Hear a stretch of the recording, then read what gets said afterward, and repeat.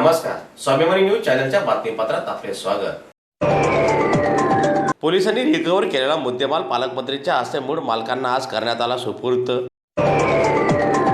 जिल्ह्याचे पालकमंत्री नामदार जयकुमार भाऊ रावल यांच्या हस्ते धुळे जिल्हा पोलीस अधीक्षक कार्यालयामध्ये गेल्या वर्षभरातील चोरी गेलेल्या सोन्या चांदीचे दागिने जे पोलिसांनी परत मिळवले आहेत, हा सर्व मुद्देमाल पुन्हा मूळ मालकांना परत देण्यासाठी हस्तांतरण कार्यक्रमाचं आयोजन धुळे जिल्हा पोलीस अधीक्षक कार्यालयात आयोजित करण्यात आलेला होता।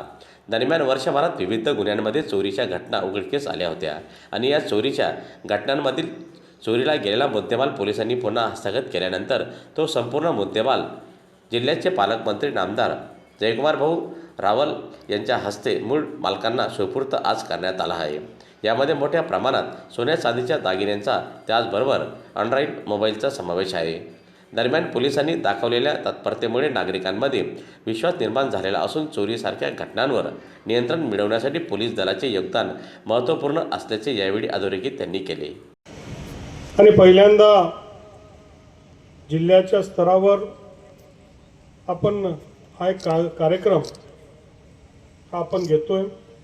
या माध्यमातून विविध आपले कार्यक्रम झाले, त्याच्यामध्ये पोलिसातला माणूस आणि पोलीस असलेला कर्तव्यदक्ष असलेला पोलीस एक प्रकारे समाजासमोर आपण केलेलं काम हे मांडण्याचा देखील आपण प्रयत्न झाला। खरं तर रोजच टीकेला सामोरे जात असताना आणि तुमचा दबाव आणि तणाव हा 24/7 असतो आणि त्या सगळ्या परिस्थितीमध्ये जे काम आपण करतो त्याचा उल्लेख त्याचा लोकांसमोर मांडणी देखील झालं पाहिजे। कारण बऱ्याच वेळा पोलीस फोर्समध्ये काय कमी पडलं आणि तुम्ही कुठे चुकले हे सगळेच लोक सांगत असतात, पण तुमच्याकडनं काय चांगलं झालं हे देखील लोकांसमोर आलं पाहिजे। आणि आपल्या सगळ्यांच्या माध्यमातून धुळे जिल्ह्याला अभिमान होईल, संबंध महाराष्ट्रामध्ये आपलं नाव होईल, असंच काम आपल्या सगळ्यांच्या माध्यमातून होतं आणि आपल्या सगळ्यांचं मी मनपूर्वक अभिनंदन करतो।